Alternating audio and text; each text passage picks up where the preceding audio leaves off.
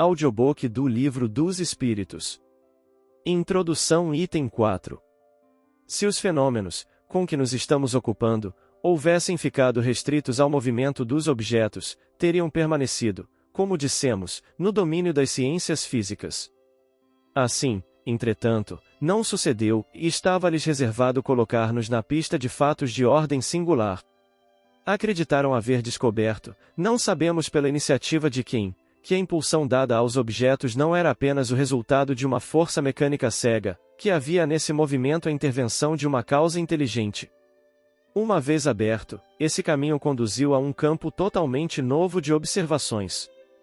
De sobre muitos mistérios se erguia o véu. Haverá, com efeito, no caso, uma potência inteligente?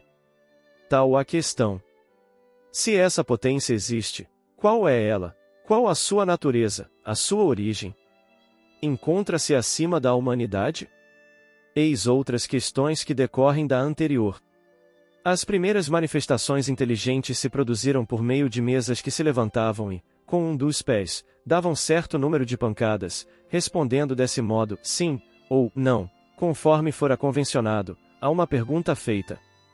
Até aí nada de convincente havia para os céticos, porquanto bem podiam crer que tudo fosse obra do acaso.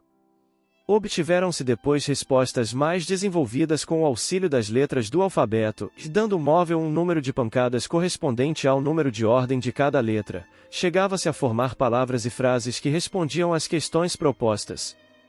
A precisão das respostas e a correlação que denotavam com as perguntas causaram espanto.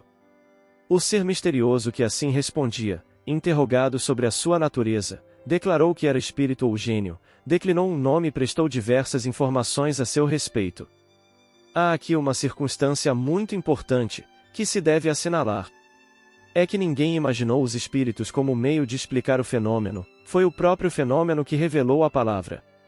Muitas vezes, em se tratando das ciências exatas, se formulam hipóteses para dar-se uma base ao raciocínio. Não é aqui o caso. Tal meio de correspondência era, porém, demorado e incômodo. O espírito, e isto constitui nova circunstância digna de nota, indicou outro. Foi um desses seres invisíveis quem aconselhou a adaptação de um lápis a uma cesta ou a outro objeto. Colocado em cima de uma folha de papel, a cesta é posta em movimento pela mesma potência oculta que move as mesas, mas, em vez de um simples movimento regular, o lápis traça por si mesmo caracteres formando palavras, frases, dissertações de muitas páginas sobre as mais altas questões de filosofia, de moral, de metafísica, de psicologia, etc., e com tanta rapidez quanto se escrevesse com a mão. O conselho foi dado simultaneamente na América, na França e em diversos outros países. Eis em que termos o deram em Paris, a 10 de junho de 1853, a um dos mais fervorosos adeptos da doutrina e que, havia muitos anos, desde 1849, se ocupava com a evocação dos espíritos, e vai buscar, no aposento ao lado, a cestinha, amarra-lhe um lápis, coloca-a sobre o papel, põe-lhe os teus dedos sobre a borda.